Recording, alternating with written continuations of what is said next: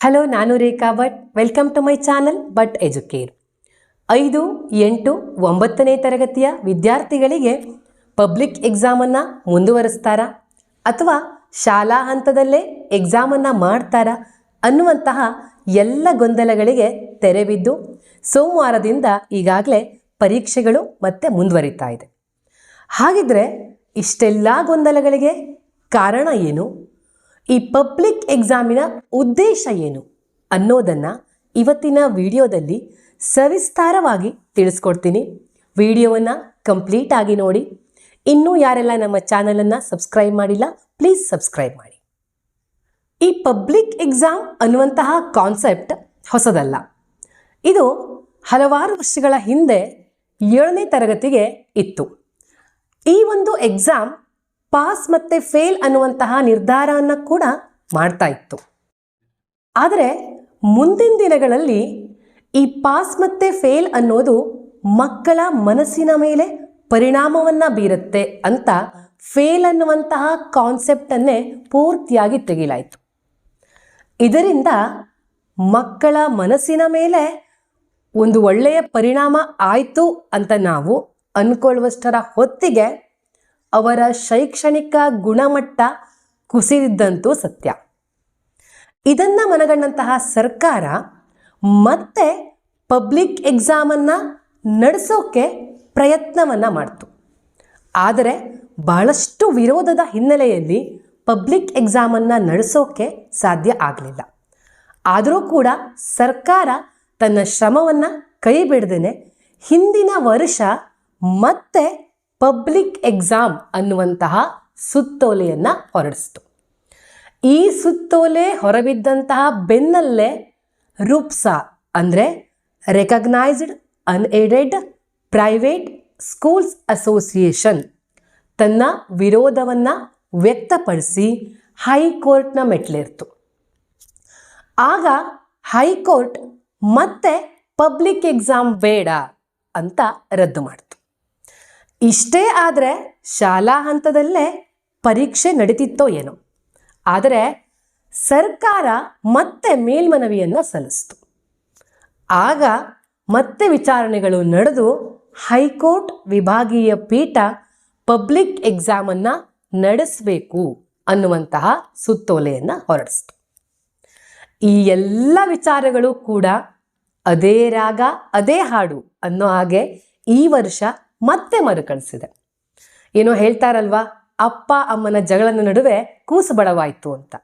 ಪ್ರತಿ ವರ್ಷ ಈ ಸರ್ಕಾರ ಮತ್ತೆ ಖಾಸಗಿ ಶಾಲಾ ಒಕ್ಕೂಟದ ನಡುವೆ ಜಿದ್ದಾಜಿದ್ದಿ ನಡೀತಾನೇ ಇದೆ. ಪೋಷಕರು ಮತ್ತು ವಿದ್ಯಾರ್ಥಿಗಳು ಸಂಕಷ್ಟಕ್ಕೆ ಸಿಲುಕ್ತಾನೆ ಇದ್ದಾರೆ. ಇನ್ನೂ ಒಂದು ಸಮಸ್ಯೆ ಆಯಿತು. ಅದನ್ನು ನಾವು ನ್ಯೂಸ್ ಚಾನಲಲ್ಲಿ ನೋಡಿದ್ದೀವಿ. ಏನು ಅಂದರೆ, ಕೆಲವು ಶಾಲೆಗಳು ಸ್ಟೇಟ್ ಬೋರ್ಡ್ ಸಿಲೆಬಸ್ಸನ್ನು ಬೋಧಿಸ್ತೀವಿ ಅಂತ ಮಾನ್ಯತೆಯನ್ನು ಪಡೆದು CBSE ಸಿಲೆಬಸ್ಸನ್ನು ಬೋಧನೆ ಮಾಡ್ತಾ ಇತ್ತು. ಅದಕ್ಕೆ ತಕ್ಕಂತಹ ಫೀಸನ್ನು ಕೂಡ ಕಲೆಕ್ಟ್ ಮಾಡಿತ್ತು. ಯಾವಾಗ ಈ ಪಬ್ಲಿಕ್ ಪರೀಕ್ಷೆ ಅನ್ನುವಂಥದ್ದು ಬಂತೋ ಆಗ ಪೋಷಕರಿಗೆ ತಾವು ಕಳಿಸ್ತಾ ಇರೋದು CBSE ಸ್ಕೂಲಲ್ಲ, ಬದಲಾಗಿ ಸ್ಟೇಟ್ ಬೋರ್ಡ್ ಸ್ಕೂಲ್ ಅನ್ನೋದು ಗಮನಕ್ಕೆ ಬಂತು. ಶಾಲಾ ಹಂತದಲ್ಲಿ ಪರೀಕ್ಷೆ ನಡೀತಾನೆ ಇದ್ದರೆ ನಮ್ಮ ಮಕ್ಕಳ ಶೈಕ್ಷಣಿಕ ಗುಣಮಟ್ಟ ನಮಗೆ ಅರ್ಥ ಆಗೋದೇ ಇಲ್ಲ ಅನ್ನೋದು ನನ್ನ ಅನಿಸಿಕೆ. ಯಾಕೆ ಅಂದರೆ, ಭಾಳಷ್ಟು ಶಾಲೆಗಳಲ್ಲಿ ಶಾಲಾ ಹಂತದಲ್ಲೇ ಎಕ್ಸಾಮ್ ಆದಾಗ ಯಾರು ಟೀಚ್ ಮಾಡಿರ್ತಾರೋ ಅವರೇನೆ ಎಕ್ಸಾಮ್ ಪೇಪರನ್ನು ಪ್ರಿಪೇರ್ ಮಾಡ್ತಾರೆ. ಆ ಸಂದರ್ಭದಲ್ಲಿ ಎಕ್ಸಾಮಲ್ಲಿ ಕೊಡುವಂತಹ ಕ್ವಶನ್ಸ್ಗಳನ್ನು ಮೊದಲೇ ಕೊಟ್ಟು ಮಕ್ಕಳನ್ನು ಪ್ರಿಪೇರ್ ಮಾಡುವಂತಹ ಸಾಧ್ಯತೆ ಇರುತ್ತೆ. ಆಗ ಸಹಜವಾಗಿ ಮಕ್ಕಳಲ್ಲಿ ಮಾರ್ಕ್ಸ್ ಕಾರ್ಡಲ್ಲಿ A+ ಪೋಷಕರಾದಂತಹ ನಮಗೆ ಕಾಣಿಸುತ್ತೆ.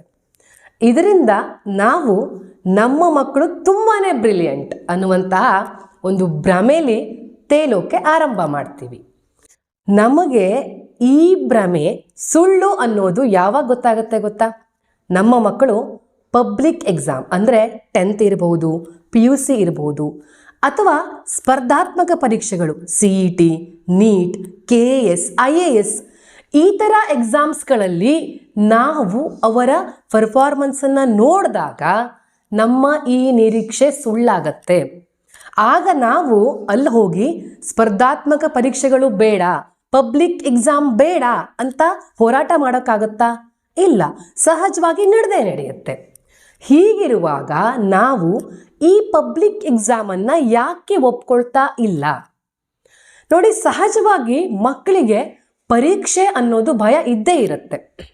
ಆದರೆ ಆ ಪರೀಕ್ಷೆ ಅನ್ನುವಂತಹ ಭಯ ಇರಬಾರ್ದು ಅಂತಾನೆ ಹೈಕೋರ್ಟ್ ಏನು ಮಾಡಿದೆ ಅಂದರೆ, ಈ ಪರೀಕ್ಷೆಗಳನ್ನು ನಡೆಸುವ ಸಮಯದಲ್ಲಿ ಸರ್ಕಾರಕ್ಕೆ, ಶಿಕ್ಷಣ ಇಲಾಖೆಗೆ ಒಂದಷ್ಟು ಖಡಕ್ ಎಚ್ಚರಿಕೆ ಕೊಟ್ಟಿದೆ. ಏನು ಅಂದರೆ, ಮೊದಲನೇದಾಗಿ ಪರೀಕ್ಷೆಯನ್ನು ನಡೆಸುವಾಗ ಯಾವ ಪಠ್ಯಕ್ರಮ ಇರುತ್ತೋ ಆ ಪಠ್ಯಕ್ರಮವನ್ನು ಹೊರತುಪಡಿಸಿ ಯಾವುದೇ ಒಂದು ಕ್ವೆಶನ್ನನ್ನು ಎಕ್ಸಾಮಲ್ಲಿ ಕೇಳೋ ಹಾಗಿಲ್ಲ. ಇಲ್ಲಿ ನಾನು ಯಾಕೆ ಹೇಳ್ತಾ ಇದ್ದೀನಿ ಇದನ್ನು ಅಂತಂದರೆ, ಖಾಸಗಿ ಶಾಲಾ ಒಕ್ಕೂಟಗಳ ವಾದ ಏನಿತ್ತು ಅಂದರೆ, ಪರೀಕ್ಷೆಯಲ್ಲಿ ಪಬ್ಲಿಕ್ ಎಕ್ಸಾಮಲ್ಲಿ ಏನು ಮಾಡ್ತಾರೆ ಅಂದರೆ, ಕಲಿಕಾ ಚೇತರಿಕೆ ಅನ್ನುವಂತಹ ಪಠ್ಯಕ್ರಮದ ಮೇಲೆ ಕ್ವೆಶನ್ಸನ್ನು ಕೇಳಲಾಗುತ್ತೆ. ಈ ಕಲಿಕಾ ಚೇತರಿಕೆ ಅನ್ನುವಂತಹ ಸಿಲೆಬಸ್ ಖಾಸಗಿ ಶಾಲೆಗಳಲ್ಲಿ ಇಲ್ಲ ಅಂತ ಅದನ್ನು ಒಪ್ಕೊಳ್ಳೇಬೇಕು. ಯಾವ ಸಿಲೆಬಸ್ ಇಲ್ಲ ಅದರ ಮೇಲೆ ಕ್ವೆಶನ್ಸನ್ನು ಕೇಳಿದಾಗ ಮಕ್ಕಳು ಗಾಬರಿ ಆಗೋದು ಸಹಜ. ಪಠ್ಯಕ್ರಮವನ್ನು ಹೊರತುಪಡಿಸಿ ಯಾವುದೇ ಕ್ವೆಶನನ್ನು ಕೇಳಬಾರ್ದು ಅಂತ ಹೈಕೋರ್ಟ್ ಖಡಕ್ ಎಚ್ಚರಿಕೆಯನ್ನು ನೀಡಿತು. ಜೊತೆಗೆ ಇನ್ನೂ ಒಂದು ಇಂಪಾರ್ಟೆಂಟ್ ಏನಂದರೆ, ಯಾವ ವಿದ್ಯಾರ್ಥಿಗಳ ಫಲಿತಾಂಶವನ್ನು ಕೂಡ ಸಾರ್ವಜನಿಕವಾಗಿ ಅನೌನ್ಸ್ ಮಾಡೋ ಹಾಗಿಲ್ಲ. ಪೋಷಕರಿಗೆ, ವಿದ್ಯಾರ್ಥಿಗಳಿಗೆ ಮಾತ್ರ ಗೊತ್ತಾಗಬೇಕು. ಆ ರೀತಿಯಲ್ಲಿ ರಿಸಲ್ಟನ್ನು ನೀಡಬೇಕು. ಆಮೇಲೆ ಇನ್ನೊಂದು ನಾವಿಲ್ಲಿ ಗಮನಿಸಲೇಬೇಕು, ಪಾಸ್ ಮತ್ತು ಫೇಲ್ ಅನ್ನೋದು ಇಲ್ಲ.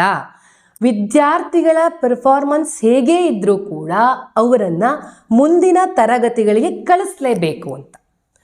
ನೋಡಿ, ನಾವು ಯಾವಾಗ ಮಕ್ಕಳ ಮೇಲೆ ಒತ್ತಡ ಹೇರ್ತೀವಿ, ಮಕ್ಕಳು ಫೇಲ್ ಆಗ್ತಾರೆ ಅನ್ನುವಂತಹ ಭಯ ನಮ್ಮನ್ನು ಕಾಡಿದಾಗ ಅಲ್ವಾ? ಈ ಭಯನೇ ಇಲ್ಲ ಅಂತಾದಾಗ ಅಲ್ಲಿ ಒತ್ತಡ ಅನ್ನುವಂತಹ ಪ್ರಶ್ನೆನೇ ಬರಲ್ಲ.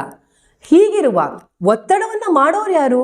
ಪೋಷಕರಾದಂತಹ ನಾವೇನೇ ಮಕ್ಕಳಲ್ಲಿ ಕಾನ್ಫಿಡೆನ್ಸ್ ತುಂಬಿ ಈ ಪರೀಕ್ಷೆ ಅನ್ನೋದನ್ನು ಅವರ ಮುಂದಿನ ಸ್ಪರ್ಧಾತ್ಮಕ ಭವಿಷ್ಯಕ್ಕೆ ಒಂದು ಚಿಕ್ಕ ಚಿಕ್ಕ ಮೆಟ್ಟಿಲುಗಳನ್ನು ಮಾಡೋಕ್ಕೆ ಅವಕಾಶ ಕೊಟ್ಟರೆ ಅದು ವಿದ್ಯಾರ್ಥಿಗಳ ಭವಿಷ್ಯಕ್ಕೆ, ನಮ್ಮ ಮಕ್ಕಳ ಭವಿಷ್ಯಕ್ಕೆ ಖಂಡಿತ ಅದು ವರ ಆಗತ್ತೆ, ಶಾಪ ಆಗಲ್ಲ.